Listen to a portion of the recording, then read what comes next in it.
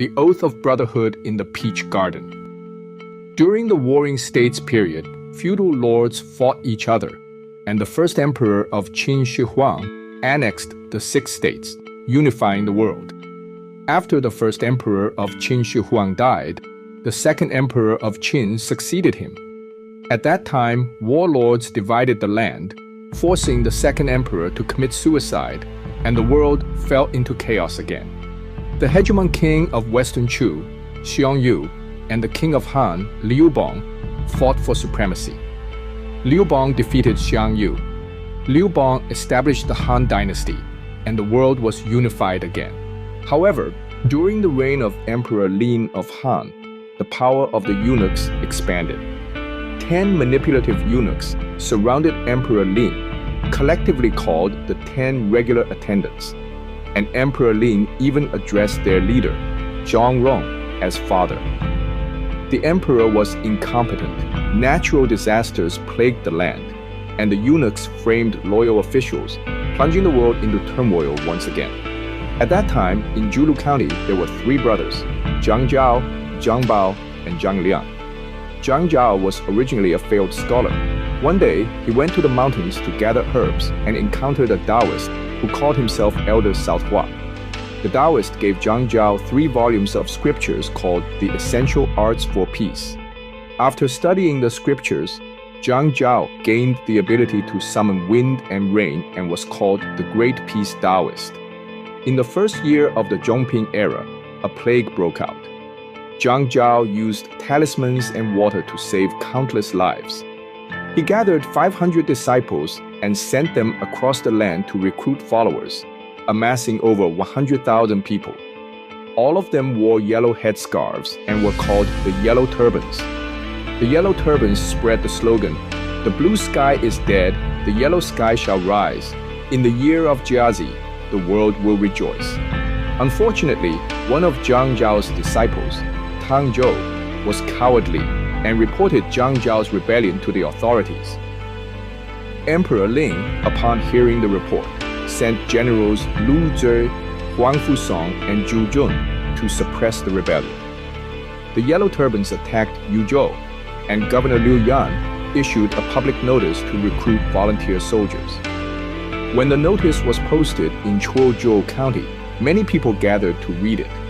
Among the crowd was a man 7.5 feet tall, with ears reaching his shoulders and arms extending below his knees.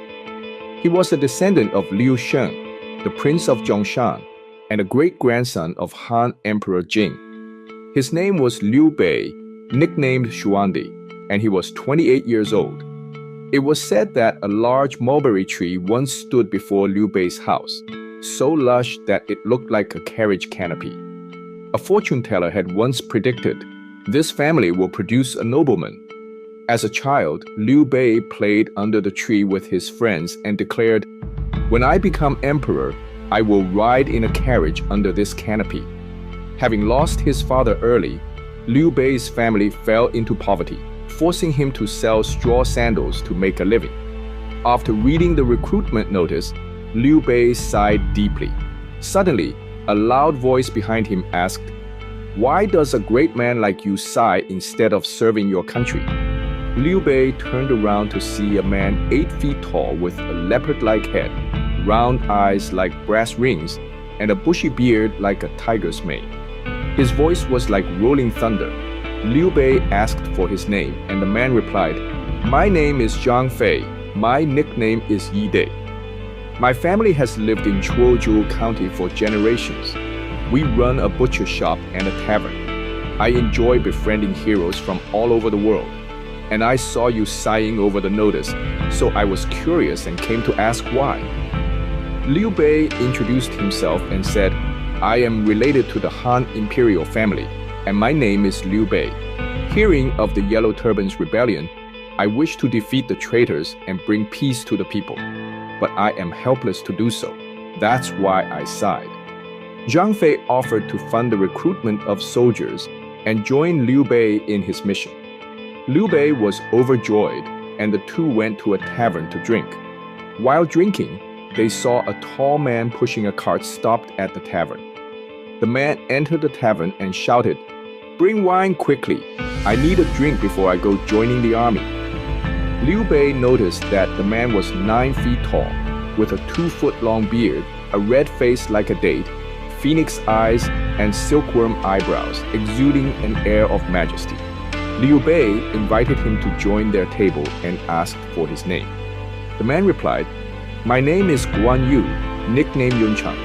I am from Xieliang in Hedong. I killed a local bully who oppressed the people, and I have been on the run for 5 or 6 years. After hearing about this recruitment, I came to join the army." Liu Bei admired him greatly and revealed his imperial lineage and desire to serve the country. Guan Yu pledged his loyalty. The three laughed and chatted as they went to Zhang Fei's residence. Zhang Fei said, "Behind my house there is a peach garden, and it's in full bloom.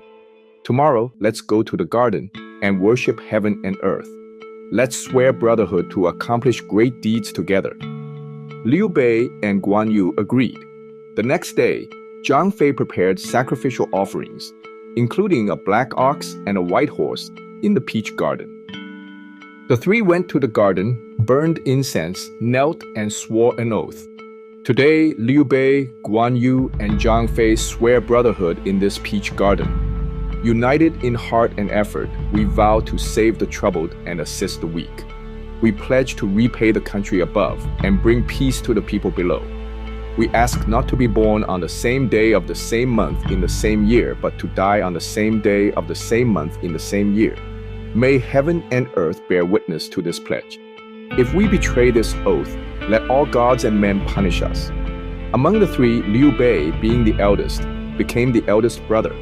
Guan Yu was the second brother, and Zhang Fei was the youngest. After worshipping heaven and earth, the three slaughtered the ox, prepared wine, and recruited 300 warriors from the village, celebrating freely in the peach garden. The three acquired some weapons but were troubled by the lack of horses. But right at that moment, 2 horse traders arrived at Zhang Fei's house with a herd of horses. Liu Bei exclaimed, "For heaven's sake!" The three went out to greet the traders. The traders introduced themselves as Zhang Shiping and Su Shuang. Liu Bei invited them into the house for a drink and explained his aspirations. The 2 traders were moved and offered to help, donating them 50 fine horses, 500 taels of gold and silver, and 1,000 pounds of superior quality steel. Liu Bei thanked them, hired the most skilled craftsmen in town, and had a twin swords of yin and yang forged for himself. For Guan Yu, he commissioned the forging of the green dragon crescent blade, and for Zhang Fei, he had the 8-feet serpent lance forged. They also had suits of armor made for themselves. Within a few days, they had recruited over 500 men and went to join Governor Liu Yan.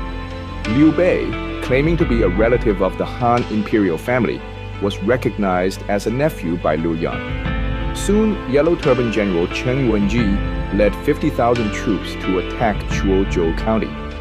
Liu Yan asked Liu Bei and his brothers to lead 500 troops to fight the enemy. While facing the enemy, Liu Bei shouted, "You traitorous rebels, surrender quickly." Enraged, Chen Yuanji sent his deputy general Deng Mao to fight.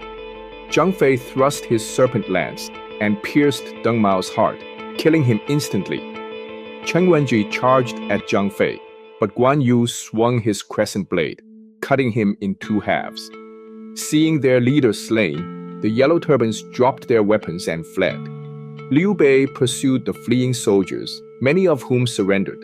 Liu Bei returned victorious, and Liu Yan greeted him warmly and rewarded the troops. The next day, Liu Yan received a plea for help from the governor of Qingzhou. After consulting with Liu Bei, Liu Yan gave him 5,000 troops to rescue Qingzhou. Liu Bei, Guan Yu, and Zhang Fei divided their forces into 3 groups and used smart tactics to defeat the rebels. The governor of Qingzhou also sent out his troops and civilians to assist, successfully breaking the siege of Qingzhou. At this time, Liu Bei heard that General Lu Zui was fighting Jiao, the rebel leader, at Guangzhou. He said, Liu Ji was my teacher, so I must help him. Liu Ji was delighted to see Liu Bei, Guan Yu, and Zhang Fei come to help. He sent his soldiers to support Huang Fusong and Zhu Jun in Yingchuan. When Liu Bei's forces arrived in Yingchuan, Huang Fusong and Zhu Jun were already routing the enemy. While fleeing, Zhang Liang and Zhang Bao unexpectedly encountered Cao Cao, who was a major force in the area. Cao Cao defeated them and forced them into retreat. Cao Cao's victory earned him the title of Chancellor of Jinan.